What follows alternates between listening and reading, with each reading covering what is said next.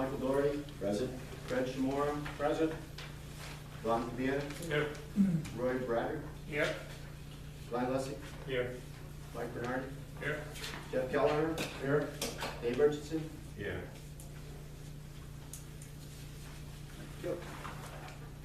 Okay, next order of business would be to seat an alternate, if unnecessary. And to move on to approve the minutes from previous meeting, September 11th.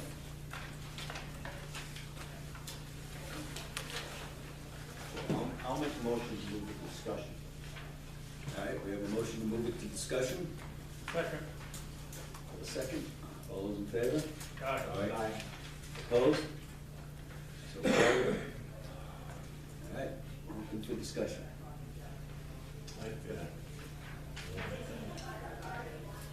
On page 2, paragraph C, third line from the bottom, said, beginning on August 1st, it says the generation rate, that should be the reimbursement rate.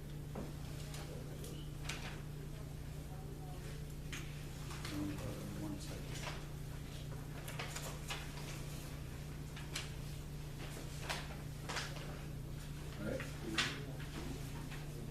All right. Not yet, no. I have one item, new business, item 6.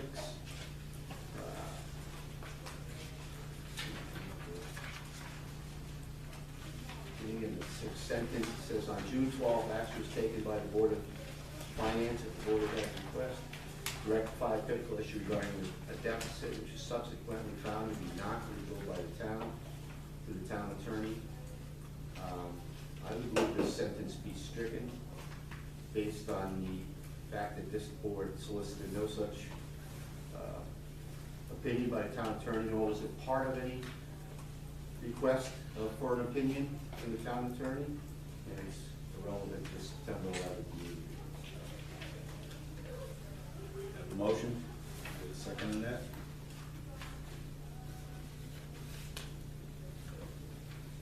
Actually, that sentence does not say that it was on part of the BOF. It just says that it was done, and it was done. And we do have an opinion. We're not aware of it, Yeah, you got a copy of it. but that's after the fact. Yeah.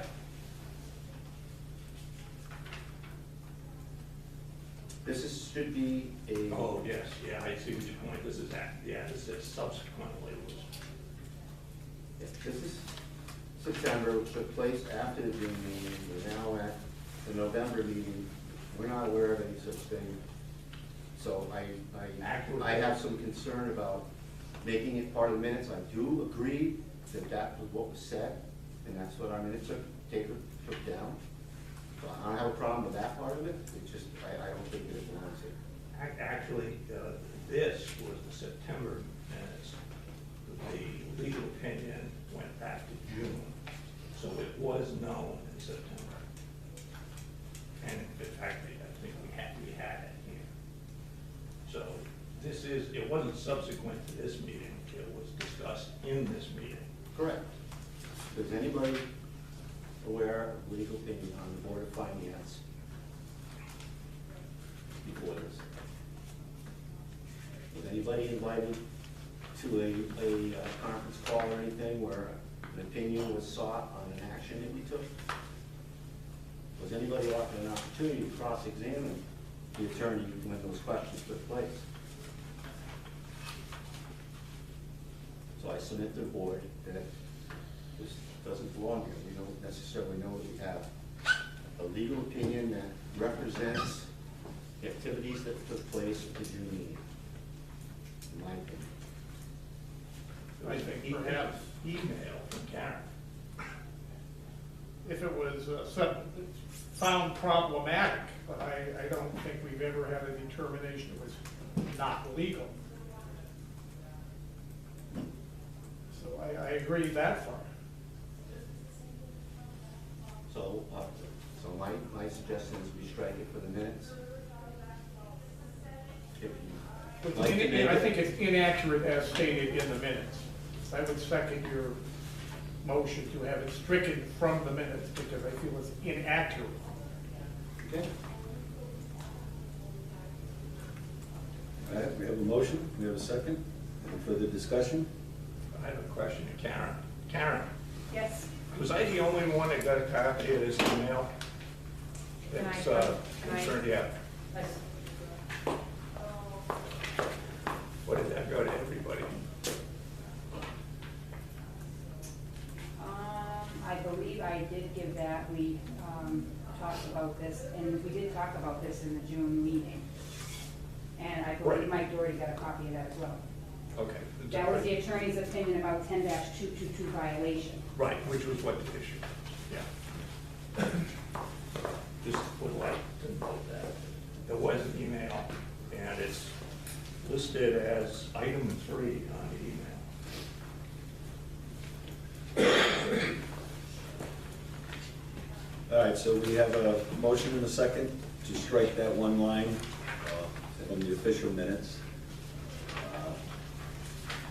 Any other discussion?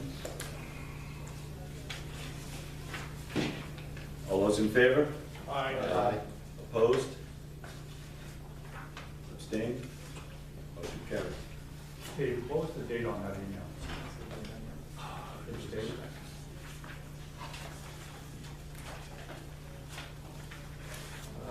June 22nd. The original email was from Roberts, Richard P. to Karen Fitzpatrick and Mike Alberts.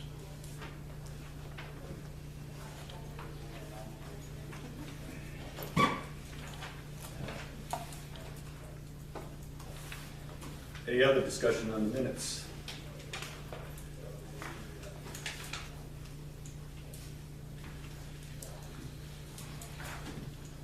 Do we have a motion to approve them as amended? I'll make that motion. I'll second it. Okay, we have a motion and a second. Any discussion on that? Hearing none. All those in favor? Aye. Opposed? Abstained? Aye. Abstain. We have Fred Chimara and Glenn Messer abstained. All right. Before we move on to the next order of business, I would like to introduce new minute taker, Terry Lasoda. Welcome. And, as I mentioned earlier, if you have any issues, questions, or anything as we go along, don't hesitate to speak up. And if everyone could please identify yourself if you've got something to say until she gets used to all of us. It would make it a lot easier. I would also like to say, give a thank you to Mrs. Durst, who happens to be sitting in the back, who jumped in a very low point for us when we needed help with our minute taking, did an outstanding job. She was a pleasure to work with and did a great job providing accurate minutes. So Dottie, I'd like to thank you personally. Same goes for me, Dottie. As I told you the other day, couldn't have done it without you. Thank you very much. All right, public comment.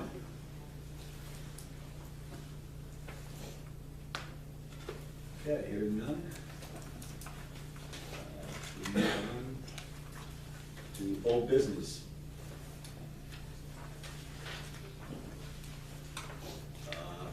Updates on the state budget. Karen, do you have some information for us? I do. Originally, when we were budgeting for fiscal year 18-19, of course, we get everything from the state, like, January, February.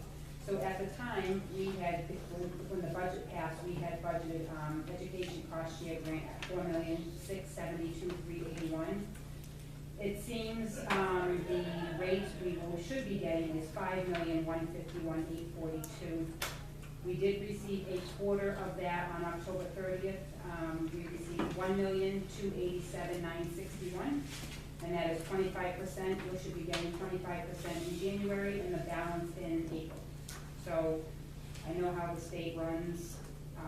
But so far, the 25% is of 5,151,000, which is more than we budgeted for. So hopefully that will come in. I also received a very small payment from the payments in lieu of taxes, which was $3,987. So far, at this point in our budget, everything seems to be on track as far as when payments, are due and receiving them. And that's really about all I have on the state at this point. All right, Was anything? No. Ben, you haven't heard anything?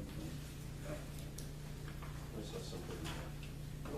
saw something in the mirror today that they projecting the deficit of $7 million.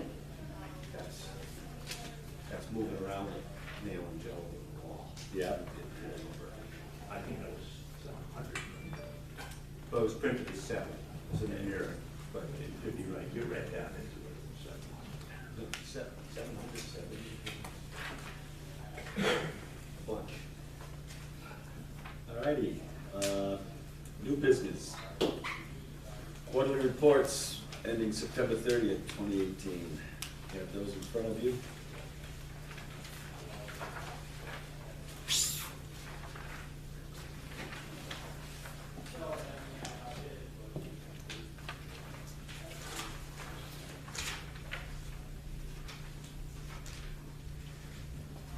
Any questions at this time? Go ahead. I got a question on the BOE project. I noticed that on some of the salaried accounts, it looks like there's only 1 month that was reported in the September report. Most of them are what you would expect for quarters expenses, except on some of the salaried accounts. Is there a reason for that? I have no idea. Megan, do you have? I don't, but I just wrote it down so I can ask Janice. Did you give a specific example you'd like to check Yeah, out? if you look at the report, the second and the third line, right off the top, you'll see that the budget was $1,697,000. Current year to date is $134,131, which, if you do the math, is about 1/12 of what the budget was. So it looks like there's like 1 month that was applied. Now, if you look at other accounts that are non-teacher or aid accounts, they pretty much line up with a quarter's worth of spending. But it looks like some of those, and I don't know if there's something to do with summer pay or what it is, but there's something there. Well, the teachers would have been paid for 1 month so far, so about 12. Yeah, it's interesting that it's 12th, because if they got paid from September 1st to September 30th, that's 1 month.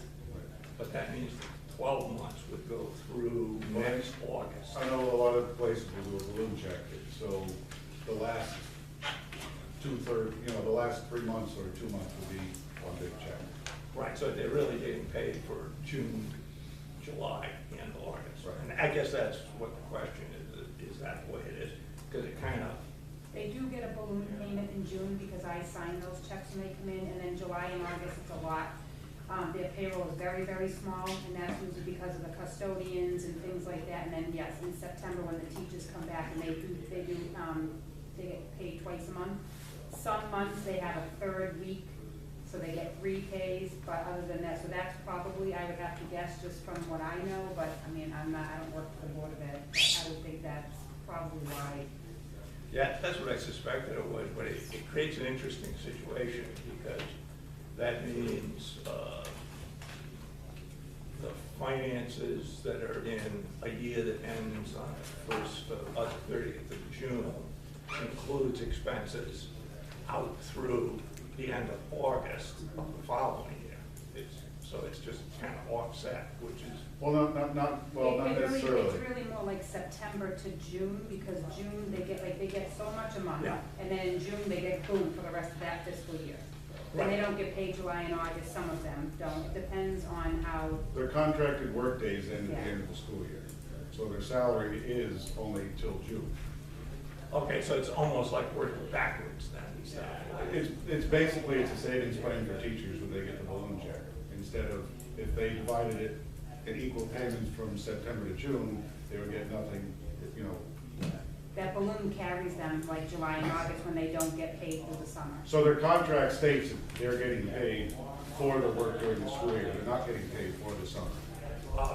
Right, but the pay is, either it's excess from the previous year or You're it's. confusing fiscal Yeah, years with school no. years. I think it's more or less, Dave, like say if they get, I'm just throwing out the 50,000. They'll take that 50,000, they'll divide it by 10 months. But Yeah. each month they get a small amount, but then come June, they get a big amount, so they don't, because they don't get anything in So July and it makes August. up. But it really is still that. Okay. Good question. Oh, Any other questions? I have no other questions. That also applies to the health insurance issue, because if you look at the bottom of page 2,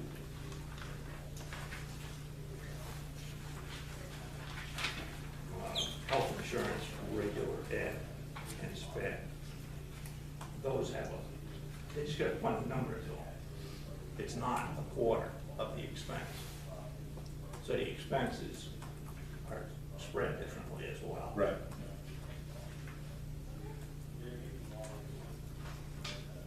And yet it will close out on the 30th of June. It creates this kind of an interesting accounting situation. Anything else? Best to ask Janice. Yeah. Or I would explain why there's a lot more checks written in June. Or a higher value? Well, okay, now this year is different than the last, I think, 10 years or more, because up until the 1st of July of this year, we were on the self-funded insurance program. Right. Which is a whole different basis of funding. Starting on the 1st of July, it becomes an insurance premium issue. So it raises the same kind of question, is how are the insurance payments going to be done? Because they may not get paid in July and August, they still get covered by insurance in July and August. So that question's still an issue. Any other questions, comments on the quarterly reports? All right, on to our 2019 calendar.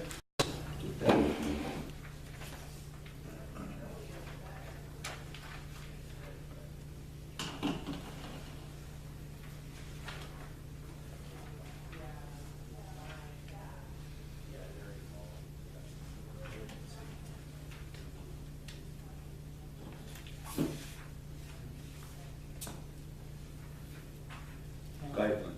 My own comment is, for that September 10th meeting, the second Tuesday, is that typically when the Board of Ed has their open house? I mean, do they know, I mean, is it, The open houses were, that moves around some, right? So, well, unfortunately, weather caused the open houses to be rescheduled 2 or 3 times at the elementary school and once at the middle school. I didn't know whether there was some way that we could kind of just try to anticipate that or not have a conflict.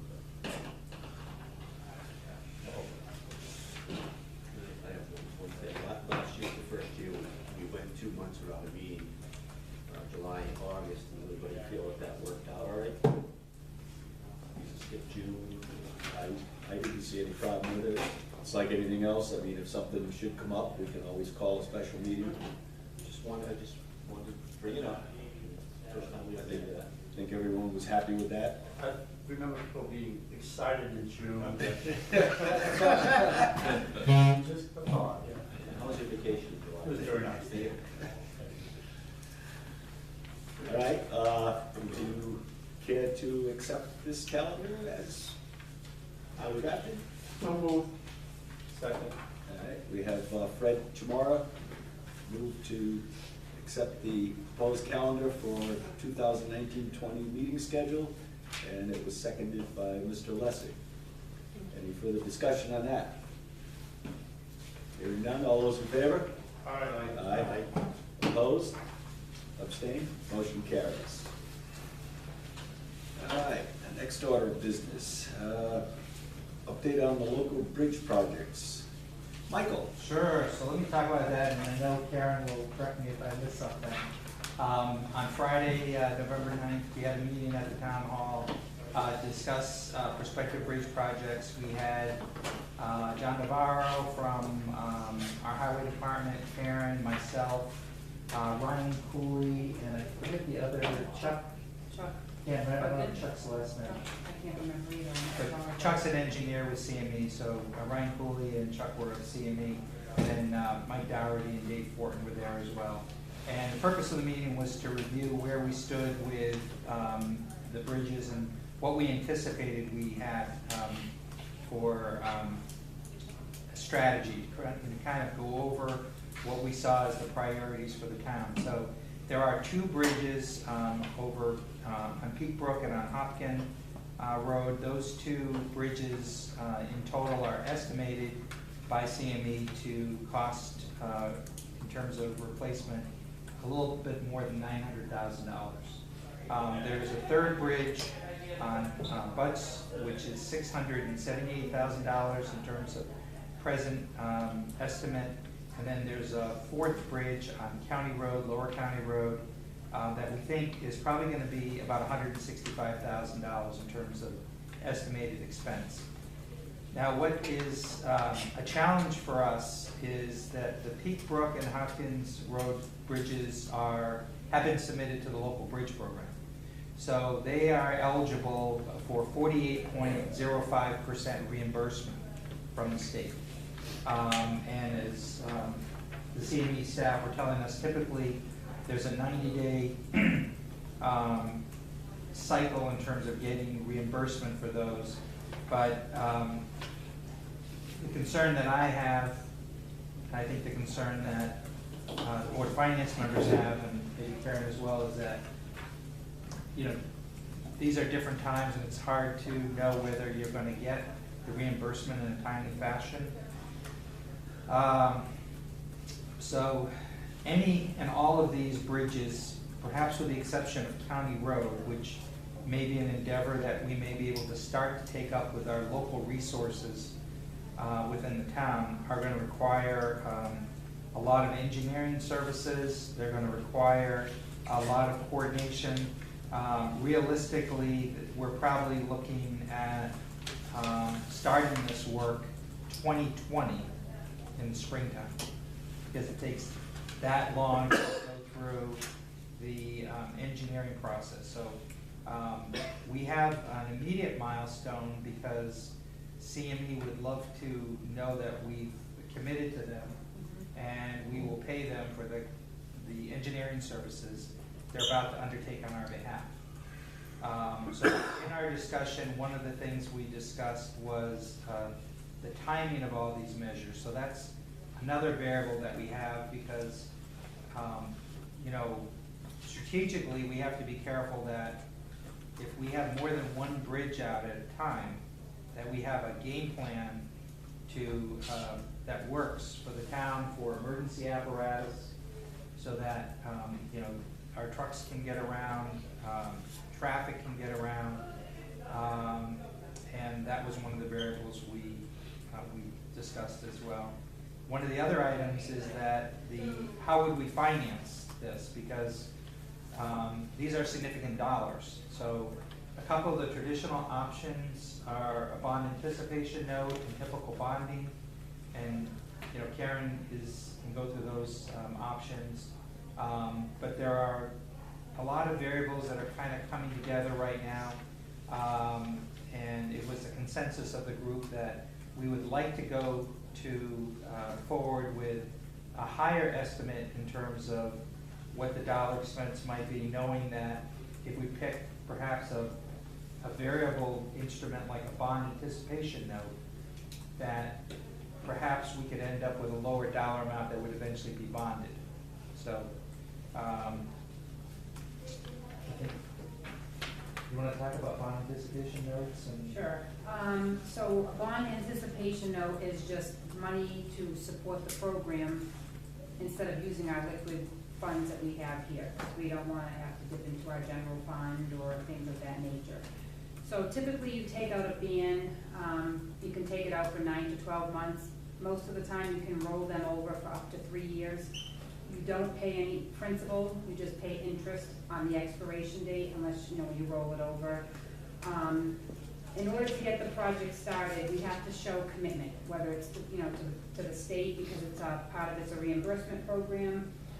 So we have to commit for the whole amount, not what we're going to get back after reimbursement. So just hypothetically, if we're estimating the project in whole, including all 4 bridges to be $2 million, we're gonna take out a band for $2 million.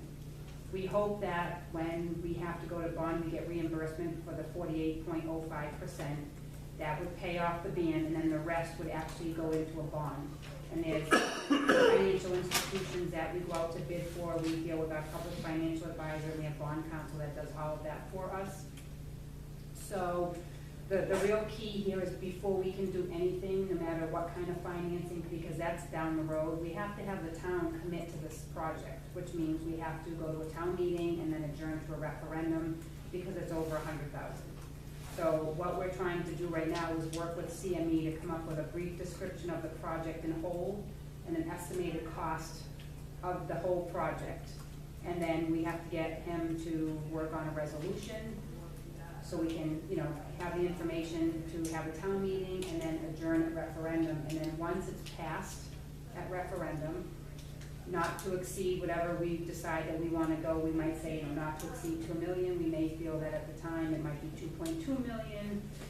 And once we have that amount at referendum voted on, then we can move forward with finding the best financing options for us, depending on when it is. Because I think that we have like $253,000 in CNR that we can use upfront to cover the cost of all the engineering through CME, but in order to even spend that, we have to go to referendum.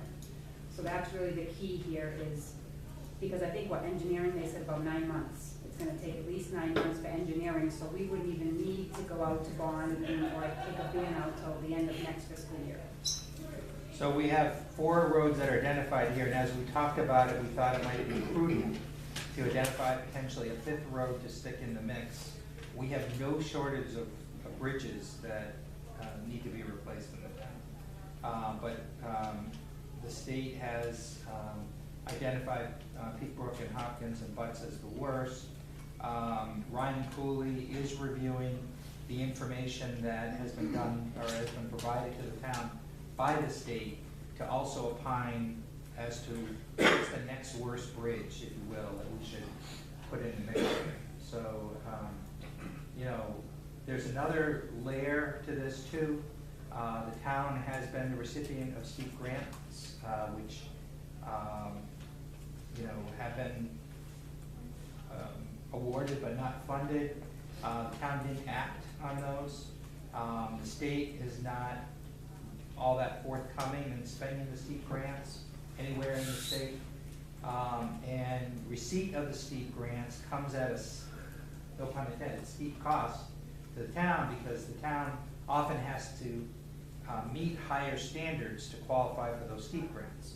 So taking that money may result in more permitting costs, higher engineering standards, overall more state involvement in the project. Factors that could lessen the cost overall to the town are, what we allow the town crew to do. So, for example,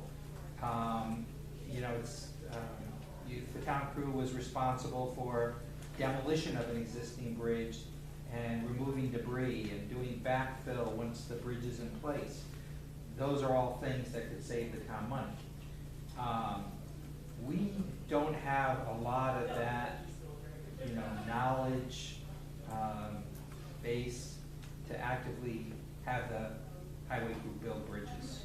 So I think that's sort of a limited scope that we can rely on. So there's a lot of moving pieces here, so my personal take is it would probably be prudent that whatever the Board of Finance goes forward with and the community goes forward with, that we may want to go for a little higher dollar figure, just to give us some wiggle room.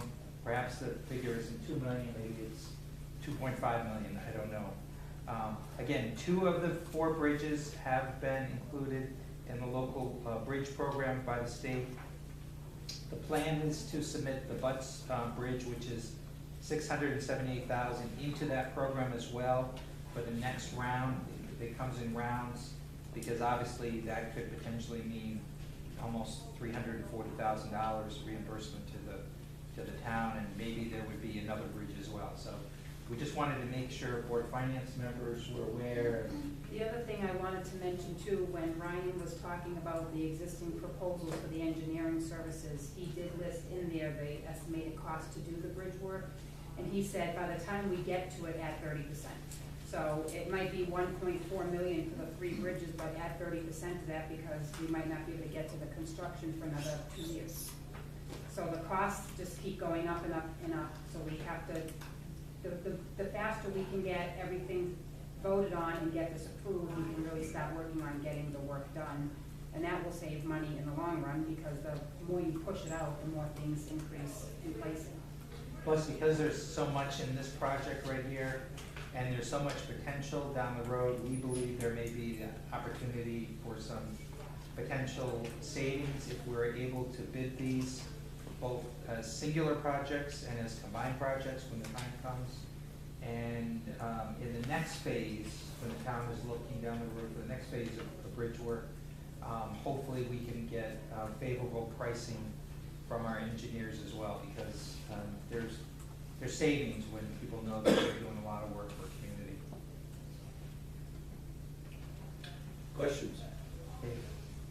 Is the engineering end being bid out?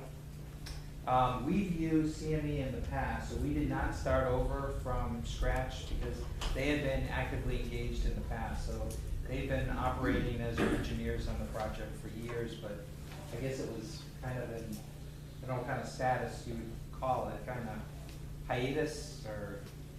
There's no issues with not bidding it? I don't- Because the engineering side of this is The not. engineering not side is talking big. about. I don't think there is. The reason we've been with them is mainly because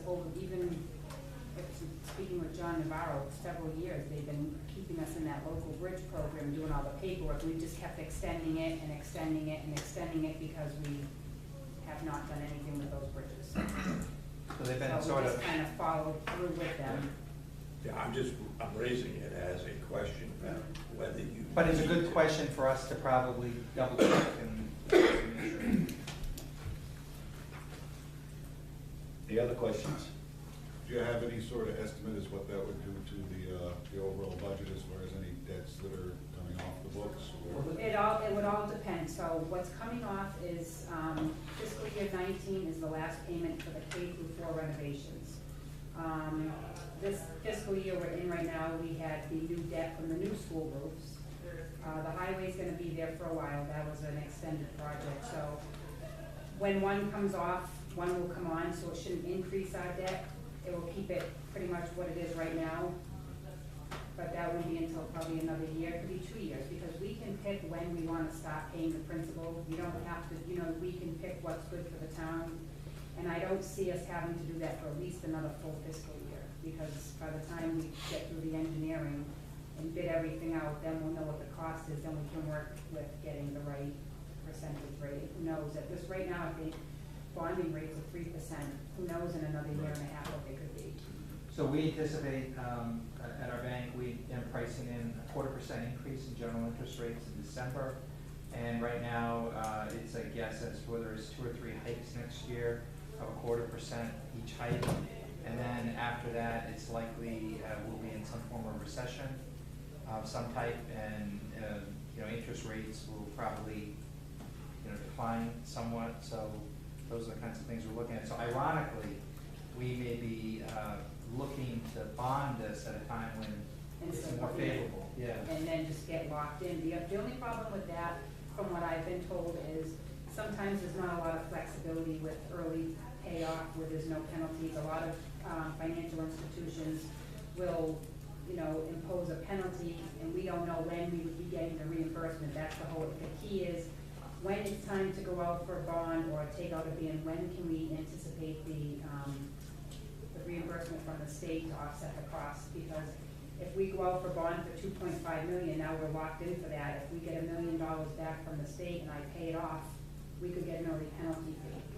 So these are the things that just working with our financial advisor and legal counsel would be where we would address it at that point. But it's really hard to say at this time because it's still too early to tell. So at Jewett City Savings Bank, I do the bidding for similar needs of municipalities. I obviously can't bid for the needs of Woodstock, but we would, just as Karen said, we would look to raise the rate somehow if we were to allow our community to refinance, to prepay it, because there's, because you're making certain assumptions in terms of the pricing model. So it would probably behoove the town to have the long-term note be the lowest possible note, after the reimbursements that come in, so. Mike, what's the premium on, that you would expect on a prepaid penalty? 1/4%, 0.5%? It's hard to tell. This would be a loan that some banks would be interested in, and many banks would not be interested in, because it all depends on the cost of funds to the bank and where they stand. Right now, a lot of banks are struggling with access to deposits. So there are some very much larger banks, like TD Bank, for example, perhaps People's Bank and Webster Bank, that would be very aggressive in their bidding. Probably some of the smaller banks would stay aside, but it could be potentially 1/4 to 0.5% if a prepayment penalty were waived. Okay, but just to put it in perspective, I mean, 1/4% or 0.5%, what we're talking about is what, 50 grand? Yeah, it all depends on the ultimate dollar amount, yeah. But it's in that, just the elephant versus Right. mouse kind of thing. Yeah. So that, the benefit for the prepayment could far exceed the penalty. It could, It could. yeah, absolutely. The What other happened thing there? to take into consideration is every time we do something, it costs money as far as financial advisor fees and bond counsel. So, and if we decide at first we're gonna take out a bond, which is a bond anticipation note, we don't have a principal payment, but at the end of the first year, we do have a very large interest payment. And then on top of that, you have the legal fees and you have the financial fees, which could be, I'm basing it on the school roof project. I think altogether it was about $40,000 in fees. To how much is the fee gonna be if we just go a bond? And then, like you said, see what the early penalty would be, lock in a rate now, especially if there's anticipation that they could increase? Or would it be, more feasible for the town to do the ban and the fees aren't so substantial? It depends, it's timing. That's, I think, not knowing it's hard for them to give us fees until we know for sure the actual amount and when we're gonna need the money. Yeah, but if you can put a size on what the penalties are, it really comes down to just the math. Yeah. It But we don't, it all costs depends more what. or it doesn't cost.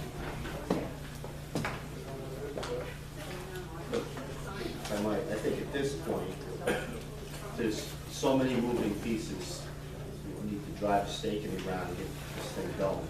We have some money available already without borrowing that we can access to pay for engineering fees. Yes.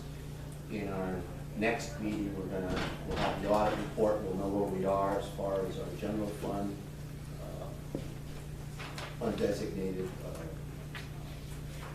monies are. There's probably money there that we could also move to to CNR to get some of this engineering done and lower the overall cost and keep the project moving forward with. Karen works to figure out what is going to be the best deal this time. And it's not necessarily gonna be a $2.5 million bond, No, but we don't know right now. We can't count on it being 48.05% reimbursement. right, but Today. unfortunately, we do have to take the ban out for the full amount. That's the key, and that's what the interest would be charged on, and that's what their fees are charged on, the size of the bonds. So, Depending on the timing of that, we may not have to take the ban for the whole amount that we would approve right, in the referendum. I think the biggest key is getting an estimate of what it's gonna cost for the whole project, not including any reimbursement, getting the town to approve it. A lot of times the resolution has some wiggle room where the Board of Selectmen and the treasurer can make adjustments as needed, because, you know, sometimes things don't always pan out for the price. We could save $2 million and something goes wrong and we need something else. It could increase it by another 5 or 10%. Very hard to judge that until they get into construction. You know, like the school roofs were a little more cut and dry. It was like, okay, this is exactly, you don't know when you're demolishing bridges. We don't know. There could be, I know that on Butts Road, there's some wetlands, I think, issues or something of that nature as well, because there's a stream that goes right through the bridge. Yeah, So- sewer line. Yeah, or Goes on some the bridge. sewer line, yeah, sewer line. So I mean, you know, we don't know what's gonna happen. We can, well, whatever it was. Begin with an S. So anyway. 5 or 10%, again, just to put it in perspective, I mean, we're, let's say $4 million in the undesignated general fund. So 5 or 10%, if that happened, Right. could be dealt with without Yep. a whole lot of pain to Right. anybody. Yeah. But right now, I think what they're looking for is to Yeah. get to a point where we get the okay, get the engineering going. No, I agree, I'm just saying, you know, you don't wanna get all tied up in your underwear. Right, well, the thing is, when we go to the public hearing and or town meeting and the referendum, basically what we're going to do is set a maximum to spend on the project. That doesn't mean we have to spend that money. Whatever savings we end up with along the way, whether it be lower actual costs or not doing as much as the original plan that we go out with. Either way, we can spend less, but we can't spend more, so that's what we have to make sure of, is that we allow a high enough value so that the project can take place. So, is there a time frame that you will have a number for Well, I us? think we left it on Friday that Ryan was going to look into one other bridge, and I thought it was Woodstock Road. Correct me if I'm wrong. That's what we thought it was likely to be. Yeah, so we were just waiting to see, I think he said he was gonna look at something from what the state sent us to see, if he could kind of give us a guesstimate of what, if we included that bridge. So I can follow up with him tomorrow. He was working, today I touched base with him, he was working on a description of the three, you know, that we've been talking about, Butts, Peak, and, Peak Brook and Hopkins. John's gonna gather up some information on County Road, so we can get all that information to bond council, so they can start doing a resolution. And at that point, we can decide how much we're gonna need to go to for referendum. Any other questions? All set? All right. Next order of business is discussion of the positions within the assessor's office. So we have had the town assessor relocate for another opportunity. We have an outstanding candidate, I believe, in Emily Carlone. She is fully certified. She has been the town assessor in Marlborough, Connecticut. She's been the assistant assessor in South Windsor. She's held other positions as well. We've done our reference checks on her, and the reference checks have been very glowing in terms of her capability. She lives in Woodstock. We talked at the Board of Selectmen meeting about you know, the hours for the position. We talked about the responsibilities for the position. We talked about potential conflict of interest, since her husband is one of the owners of Line Master Switch, and how those types of situations are handled in terms of who does the assessment and how does that process flow. And she answered to my satisfaction, I think to the board's satisfaction. And we would like to extend an offer to her, but the challenge we have is that as we move forward with making the proper compensation to the outgoing town assessor, we are about $5,000, $4,000 to $5,000 shy, possible $5,000 shy, in terms of the dollar amounts that are allocated for the assessor's position, and also to increase the assistant to the assessor's position about 3 hours a week for the remaining fiscal year. So those two tallies bring us, we need some money for that. We're highly confident, based on what we've seen, that we don't have an issue with the overall budget. There are several areas, particularly in health insurance, where we expect to be well under budget, so we believe those funds will be there. So we are seeking the Board of Finance's approvals to allow us to overspend perhaps as much as $5,000 to go forward, to bring her on board, and to make the adjustment in the assistant to the assessor's hours, which would increase her from 20 hours to 23 hours in that position. She would continue to work at WPCA 5 hours a week.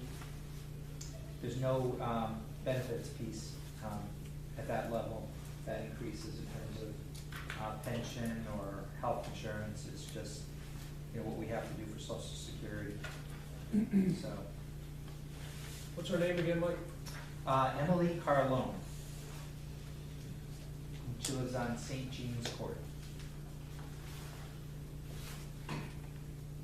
What you're really talking about is just moving $5,000 from someplace to someplace else. Well, Well, what we'd like to be able to do, normally we can overexpend a line item, not the budget for that department. So if that, we're asking for permission to overspend the budget.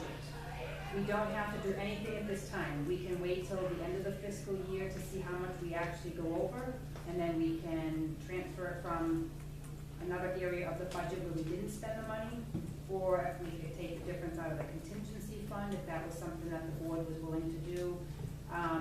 I don't think it will be as high as 5,000, but I would hate to underestimate it. It depends on schooling. The number of classes that come up that she would have to take, and she was requesting, if I'm correct, that the assistant in there start taking some classes as well. So between the two pieces, with the salaries increase in that, I mean, I can't see it going over more than 4,000 to 5,000, but we just want to get permission now before we hire somebody, and with the anticipation that that department's budget could go over. Yeah, the last sentence answered the question. I think that department's budget could That go department, over. not a line item, the actual whole department. That is why we're here. Yeah, as Yes. opposed to the budget. Yes. right, Yeah. yeah. Yep. Yeah, because the health insurance piece would represent a significant savings, because the former assessor had health insurance, and we now no longer need to expend that for this position. It represents a savings overall in terms of her hiring, but it does make the nuance, yeah. The reason I make the point is we went to the limit of Prop 46. It can't be any additional funds. No, we're not asking for an additional Moving it around. appropriation. That's Right. just moving money at the end of the fiscal year, like we Just do with the clarify. transfers. We can just do an intergovernmental transfer from one department to the other with its money left over in another department. And we do see funds being available, especially in the health insurance. So what we need is a motion to allow the Board of Selectmen to overexpend the assessor's office, bottom line. Yeah, I would move that the Board of Selectmen be allowed to overspend the assessment department budget as necessary, up to the amount of $5,000. We have a second on that? I'll second it for purpose of discussion, to be offset by, we have Prop 46. Yes. Yep. Yeah, there'll be And I no understand, increase. as long as it's gonna be offset by something else. It's gonna be offset at year-end transfers. I just think it needs to be clarified as a motion. Well, I would, I could add to my motion to be offset at the end of the fiscal year at the interdepartmental transfers. Does that terminology work, Karen? Intergovernmental transfer, Intergovernmental Yes. transfers. which means we're not asking for an additional appropriation, we're gonna spend within the Existing budget. existing budget, we're just gonna overspend one department and take from another department that has a surplus at the end of June. Terry, you all right with that? You got all that? Yes. Sure. All right, so we have a motion, we have a second. We have any other discussion on that item? Hearing none, all those in favor? Aye. Opposed? Abstained? All right, motion carries.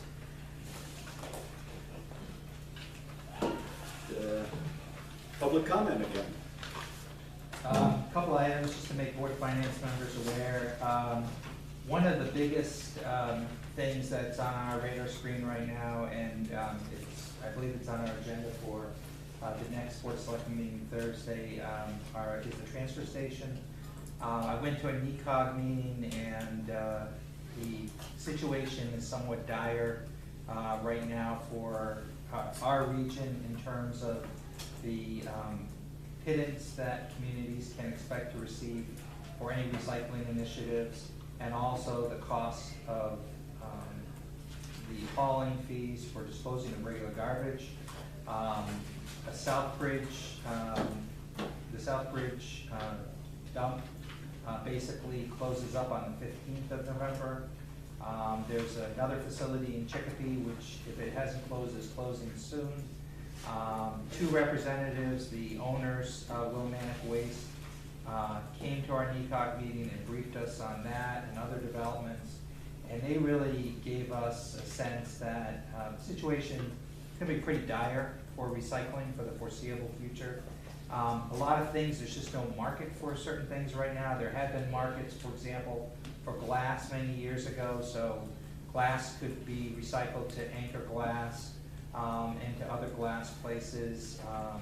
There were mills that would accept paper products, but a lot of those opportunities just don't exist anymore. So that's one of the things that is creating part of the problem. They're seeing some higher fees overall from different ways that towns use Willimantic waste. So for example, a community like Putnam or Willimantic that has single stream and mandatory pickup, people throw all kinds of junk in there that really isn't appropriate, and there's a lot more effort that has to be put into sorting those things out. It comes at a great expense. We don't have that same situation because the transfer station effectively serves as to help make sure that the materials are more properly sorted. So we're more efficient with that. But this is all a long-winded way of saying that essentially we anticipate that based on our present fees, and we are going year to year, we are about $20,000 over budget in terms of the fees from Willimantic Waste at the transfer station. So that's a significant change. It's about this time every year that we set the permit fees for the transfer station. It seems prudent for the board right now to anticipate that this situation is going to continue, and it's highly likely that we are going to be putting in place a significant transfer fee. I'm going to recommend at Thursday's meeting that the regular transfer station permits for individuals who use the transfer station increase by $30 at a minimum, and that would be for Town of Woodstock and Town of Pomfret. Right now, those fees are $150 and $200 respectively. The senior rate right now is $75, And I would expect that it would be reasonable for that rate to rise to at least $90, a $15 increase. So Karen did the fast math on it, and we figured that might be $30,000. Based on we're selling what, about 1,400? About 1,400 permits, permits. but a good majority is for discount when you're over 65. So we're basing it, if we sold at least 1,000 permits with a $30 increase, it'd be $30,000, which will take care of this fiscal year's deficit. And then that will not, the previous years, we're gonna have to budget a lot more based on what we've seen, but we used to have invoices would come in somewhere between, 65 and 9,500 every month. They're coming in at 12,000, 11,000, 13,000, and we did not budget for that. When it was time for budgeting, John had sought out some other options, and we didn't have any. So Willimantic Waste kind of has like that hold where we really don't have anywhere else to go. So we were stuck with their increasing fees, and I heard they're gonna increase even more. Yeah, and every community was represented, had some type of relationship with Willimantic Waste and MECOG. So, and the irony of all this is the state is continuing to try to find ways to mandate more recycling services, and it's coming at a greater cost, and there's no market right now for these items. So until a market is created, and the DeVivo brothers are confident there will be one, that they think this is probably a 2-year initiative that we're looking at, a 2-year crisis. And then once we get through this period, then things should start to turn around, but that's where we are in 2018, so. Pomfret, how many residents from Pomfret took up our office? About 20. 20 and Yeah. 200? 20 and 200, yeah. There is. People have been inquiring. Yeah, people have been inquiring, it would make sense, this would be the time to think about it. It's not cheap. Cindy, how much did it cost for? $36 a month. $36 a month for curbside pickup in Pomfret. So if you do the math on it, $430. Well, I've been asked, that's why I asked. I have a couple So- of friends from Pomfret, and they asked me, what's the transfer station like? I go there weekly, I live in town. You represent, if you're close to Woodstock, if you're close to the town, it's a great, option to consider. So even at potentially $230, it's still a savings, a couple $100 in savings, so. You can go 4 times a week if you really want to, and you can bring as much as you want. Whereas curbside is usually like a limit, isn't it? Yeah. Yeah. Is it curbside trash? Yeah, because curbside recycling is only $40 a quarter. No, this is curbside trash for everything, yeah. So do we have any idea where the private haulers are also going up in their fees? No, but we know everybody's going up.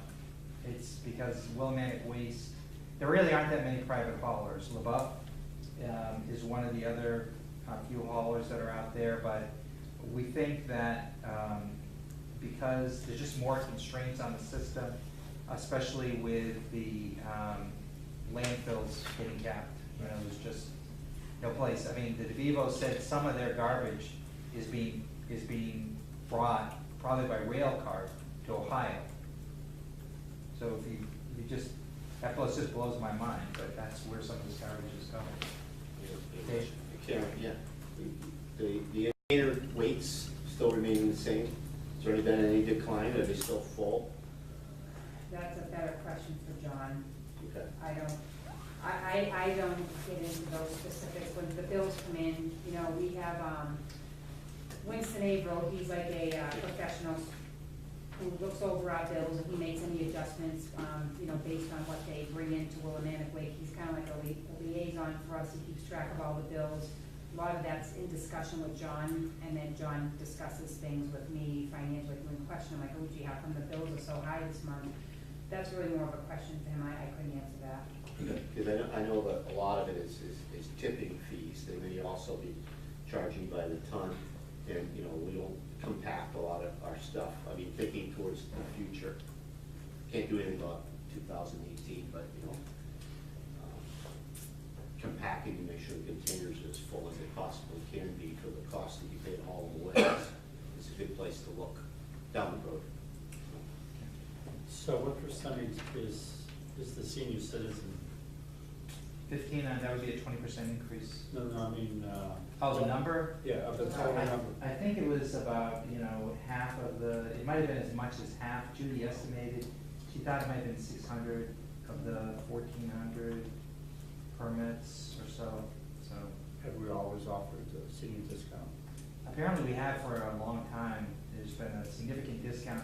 I think some of the thinking is that the seniors don't have as much garbage as the, typical family might have with, because as we get older, we tend to have fewer people in our household, except when they're coming home from college. On the reverse side, though, maybe people will start moving back home. Maybe they will. So it's went up to 90? Well, it's not yet. Don't quote me yet. The Board of Selectmen's got to vote on it. The You still other offer a thing- seasonal too, correct? Seasonal is still an option too, yeah. I have a number of neighbors who are seasonal and do the seasonal permit for the summer. Thank you, Fred. I'll remember, put that down here to increase that too. Double it. And how about the covers? What, does that have any relationship in how much we're being paid if it's not, hasn't been soaked with rain? I think covers help, they help make it more efficient. I don't know, I don't have enough information to talk intelligently about them though. How about specifically, when are we going to cover? When are we gonna have covers for them? I mean, we got the steep grant several years ago, is that underway? So none of the steep grant money has been released. So Okay. none of the steep grant money, and my understanding is during the whole last administration of the Malloy administration, last 2 years, there hasn't been any money released in the steep grant. We were making attempts to reach reach out to our Representative Pat Boyd. We reached out to Senator Guglielmo, and they both said, they're getting nothing from OPM in terms of response. I mean, Fred, maybe you know something different, but I think that was consistent across the state. And so we have already reached out to, the new state senate elect, and Pat's gonna continue to hear from us that we wanna get access to our steep grant. My understanding is no steep grants were paid, it wasn't selective. Exactly. Just nothing. It was They put a universal, freeze on it. universal Statewide distribution. freeze, and my concern is the steep grants may be on the chopping block, and you may never see them up. Right. Ernie? I got a question for you. Is John retiring? That's what I heard.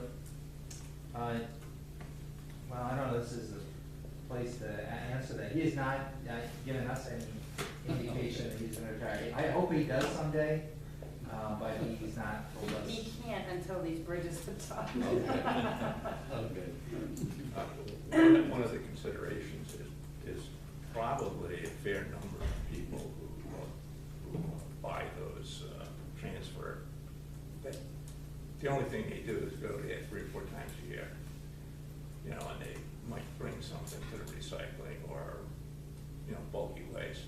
So at some point, we can't be surprised if instead of 600 or 1,400, it suddenly becomes 1,200. There's some point there where people are just gonna say, a lot of people just have the curbside stuff, and you pay for that.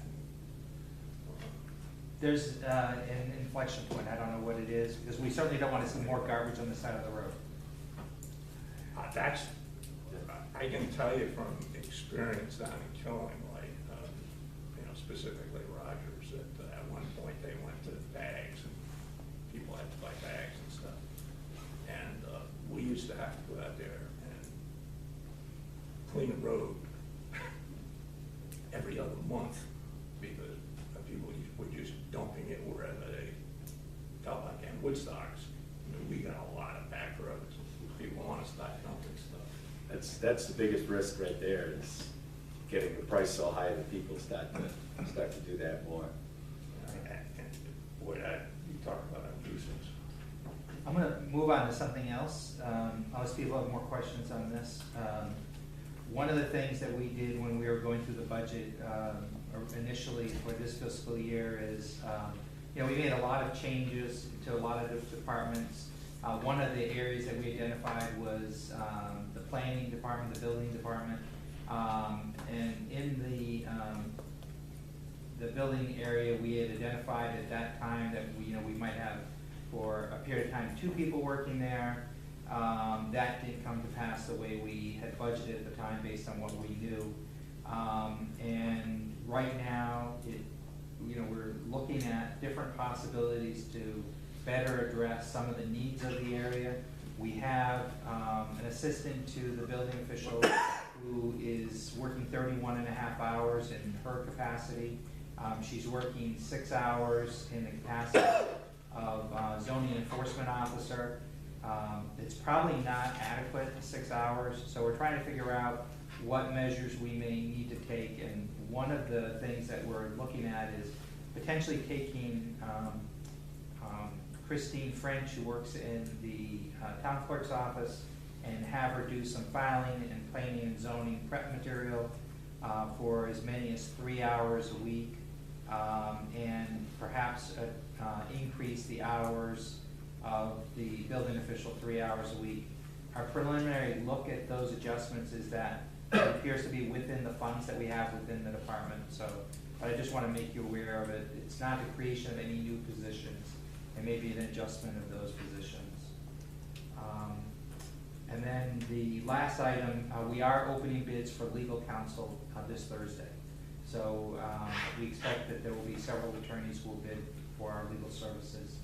And we're looking forward to opening up those bids and hopefully being able to save on a consistent basis some more money for the legal services that are provided to the town. So, I don't know Any if others? there's anything for me? Any other public comment? Woody? On the 27th, you have a tri-board meeting. That's correct. What are the goals of this board for that meeting? Well, basically, what I'm looking forward to is just getting everybody's concerns for the upcoming budget year, what their major issues are, to bring that forward so that we all have an idea where we're headed, but not so much as things that were done in the past. Let's move forward. Let's figure out what we have to address, what needs to be done, what needs to be taken care of, both on the Board of Ed side and the town budget side. Fighting old battles is not gonna get us anywhere. We need to look for the future here. So we plan to have a good representation. I believe all the selectmen will be there. There'll be a good number, if not all the people from the Board of Ed there. I've invited our representative, Pat Boyd. As of right now, he is available to be there for that meeting. And that will be at 7 p.m., Tuesday the 27th, the Tuesday after Thanksgiving. And it'll be held at the Woodstock Middle School cafeteria. Yeah, I'm looking at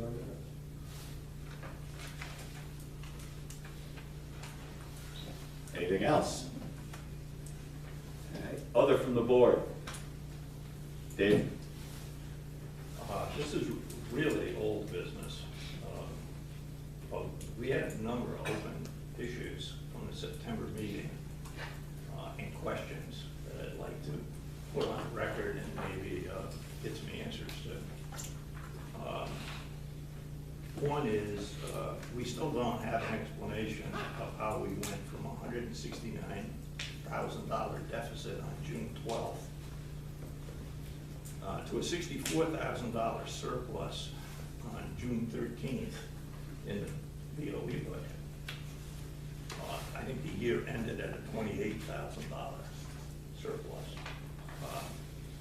But actions were taken on June 12th that could have had serious implications if it wasn't for this.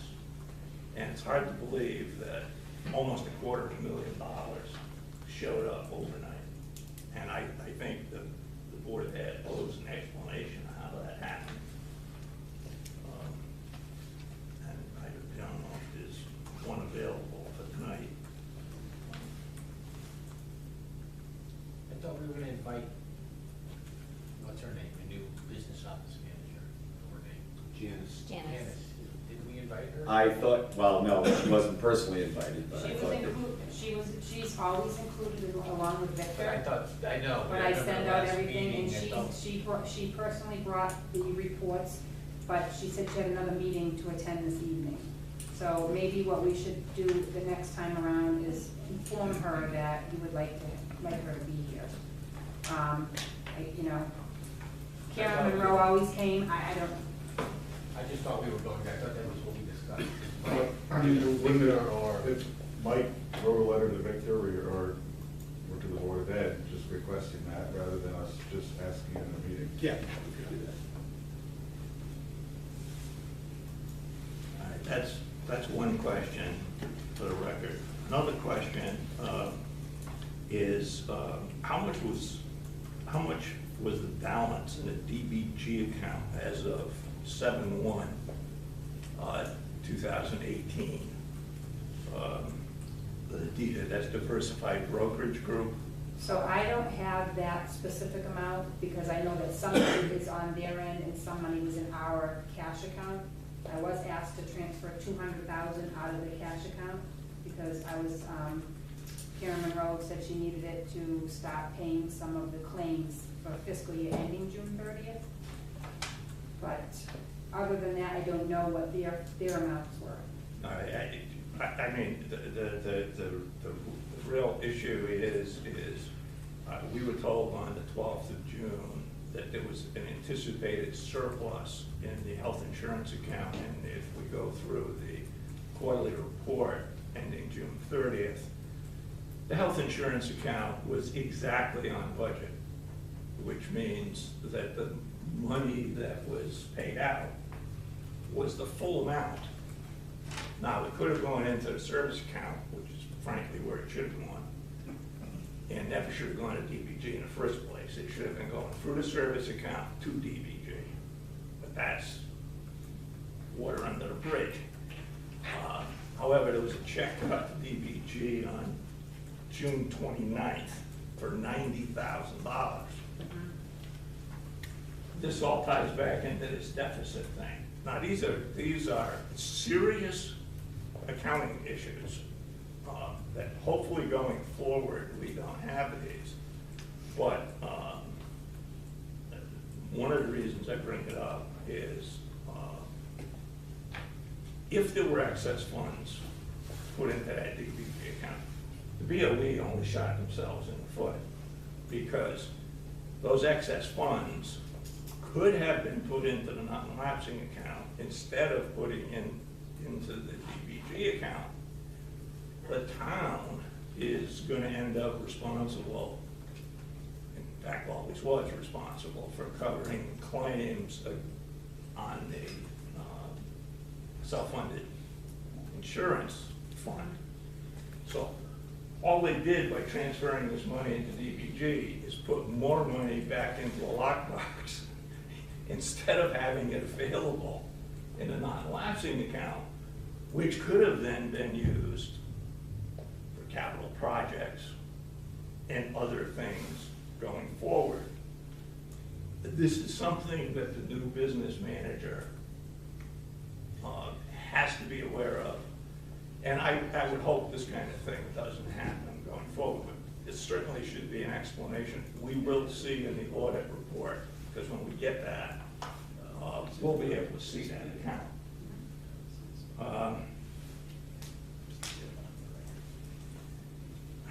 The other thing that we didn't have the proper quarterly report at the September meeting. We got it 3 days later. And I want to say, this was an excellent report. Janice did a nice job. You can actually read this, make sense out of it, without spending 3 hours trying to match spreadsheets that we've done in the past. It's not one of my favorite things to do. From this, one of the questions that jumps right out at you is an explanation for how the business manager managed to get an 11%, 11.6% increase during the year This is on top of the 3% increase that was built into the budget. So effectively, the business manager last year got a 15% salary increase. I would hope there aren't a whole lot more double-digit increases in the BOE budget in salaries, but somebody should explain that. Last thing, page 3 of the quarterly report.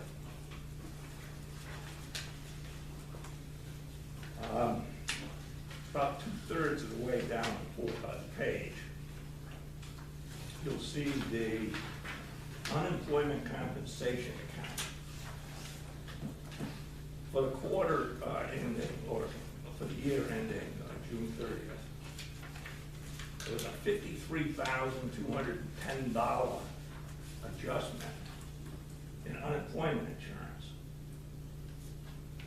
It sure looks like that was used as a contingency account, which is illegal. It's not that this hasn't been done before.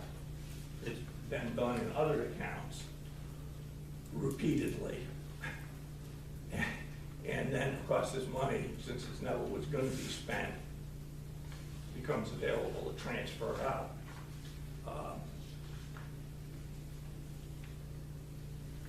It's a big chunk of money. And clearly, there was no intention of having to need this money.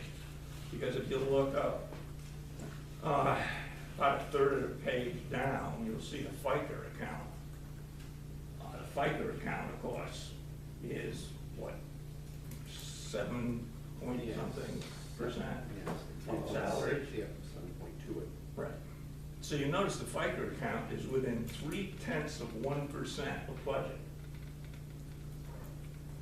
which means that the salaries that were budgeted and the people that were budgeted are the salaries and the people that actually showed up.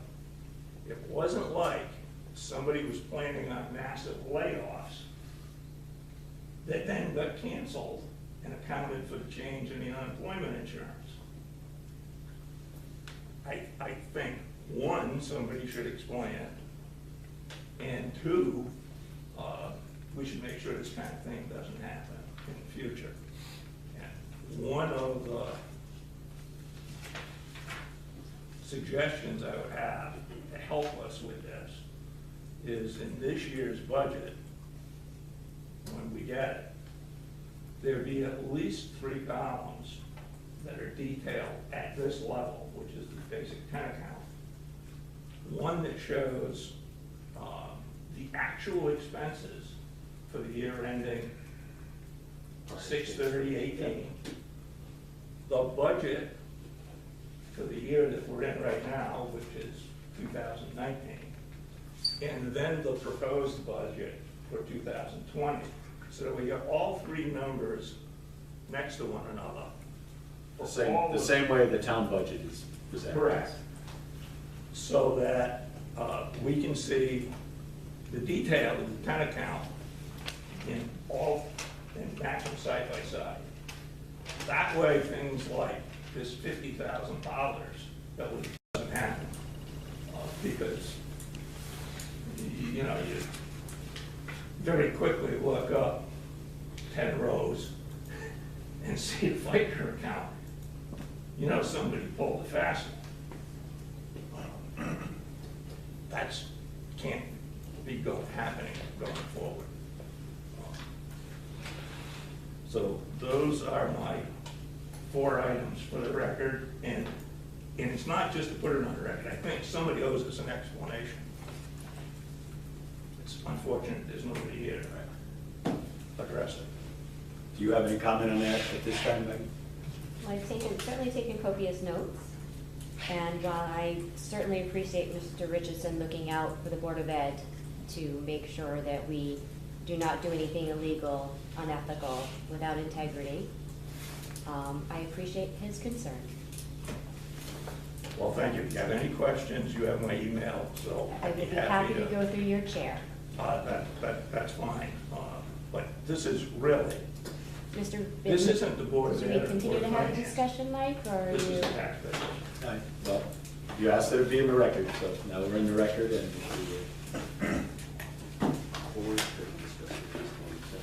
no, that won't be discussed on the 27th because that's not the purpose of that meeting. Anything else from the board? Okay. Correspondence and announcements. Again, just to remind everybody, the 27th, Woodstock Middle School cafeteria will be the tri-board meeting. And our next regular meeting will be Tuesday, December 11th. Call for adjournment? I'm gonna leave. Okay. We have a motion, second? Second. A motion and a second. All those in favor? Aye. Opposed? Abstain? Motion carried.